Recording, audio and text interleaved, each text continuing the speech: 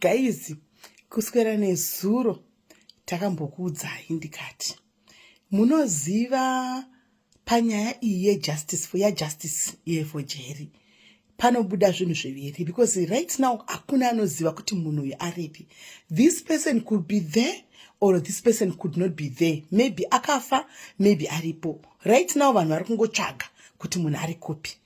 Ndikakuudzai ndikati toda kusvika pamudzi wenyaya kuti tione kuti mazimba kana kuri kuti inyaya yakafremwa ndeyekunyepa. Mazimba, how deep can we go in hating one another? Handitika kana iri nyaya yechokwadi, this person could be kuri kuti yechokwadi munhu uyu akashaika or something.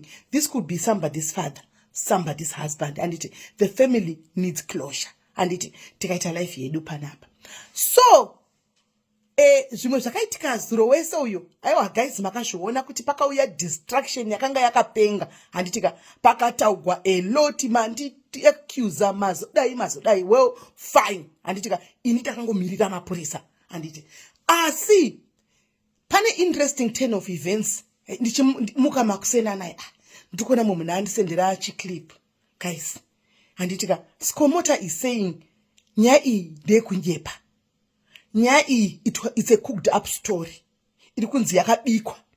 Handiti maona kuseruko.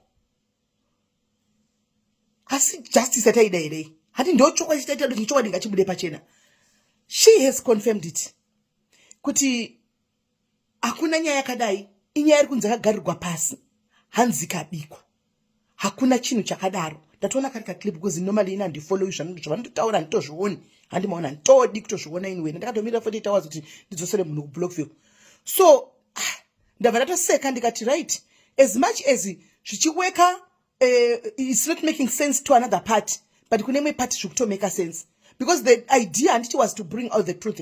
Kuti tinoshobisana mazita kusvika papi, kana kuti tine utsinye watinoitirana kusvikira papi. Andika if it's true, anditi kuti it's a cooked up story, guys, this is wrong. This is very bad. Animaona, this is very wrong. The reason why I said I reported inini personally kumapurisa nisindo ndakuzanga tikwarare kwaiwe kune moto kune fire. Andika is because in chinonzi investigation, guys. Azvireve kuti une mhosva. Mapurisa anotsvaga nyaya. Vari kutoita nyaya iyi vachaona video iyi. Ari kuita nyaya iyi achaona video iyi because vanenge vari pasocial media. Animaona. Akapiwa nyaya iyi kuti aite kwarare ikokoko. Vano investigate. Pausina mhosva hauna mhosva. Mapurisa apengi, guys, ekuti anongosunga munhu pasina mhosva pamwe pacho. They investigate deeper. Antimaona ndosatida kuti paitwe investigations zacho dzinyaradze vanhu kana dzitinyaradze kana kuti chokwadi chi-expose, because this is a sensitive issue. Andimaona.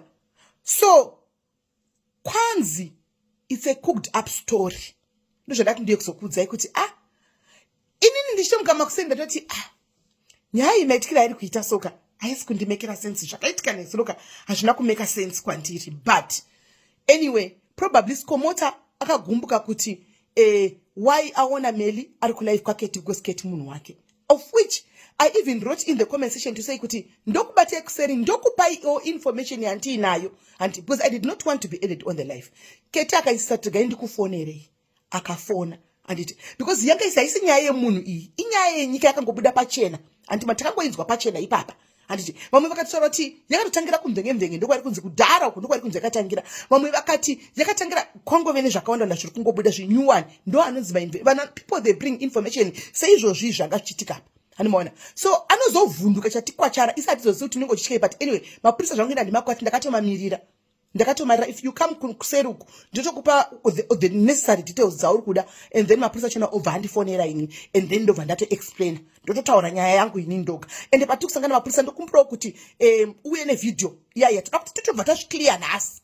Pari kuya mapurisa uye nevideo yaya handika yeSouth Africa obva waya naitobva tati mapurisa ipane video iyi uzvihwire from the horse's mouth. Anditika kana ndobva ndatoti mapurisa kana mishonisunga ibva matondisungura video izvozvi. Anditika because we are tired. I'm just gonna be tired of being blackmailed because ndine video ndine video yandinayo. Anditika une video yeku SIS yes. Anditika yangu nefuti yes.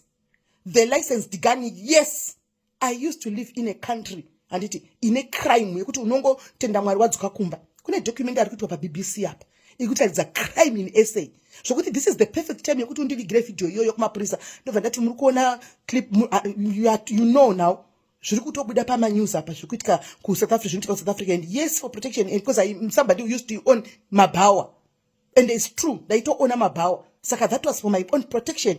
Izvokuyi yakazobudiswa kupira vedrama because the whole video tinaro handiti maona. But anyway, iyi haisi nyaya chaiyo ndeyekuti kwanzi hakuna nyaya anditika kwanzi it's a cooked up story plus zvayatoita confusion kudai guys, chinchaita confusion kudai guys ka and chatomwanzoda kuve involved. So inini, to my people, this video is for my people, my diaries, kwete my haters ari kunzoko anditika vanongovenga ndikutaura my diaries, this issue I am dropping it, whether it's a cooked up story or it's a real story. Kana iri real story tinongobatsirawo, kana kuri kuti information yazongouya tinongovapawo information yachowo, information yandinayo inini right now, not ndinayo information yandaiti kune zvimwe zvotautauri pasocial media handiwana. Kana kuri kuti inyaya iripo then zvinogona kukanganisa zvinhu zvakatowanda handiwana. So ndichavapawo vasikana ava vofambira nyaya tete tichingoona kuti tiri kuteresa because yatove nemhepo, yatove neconfusion yakawandisa. So I am out of this story, asi mapurisa ndakamamirira handitikati tingofamba nenyaya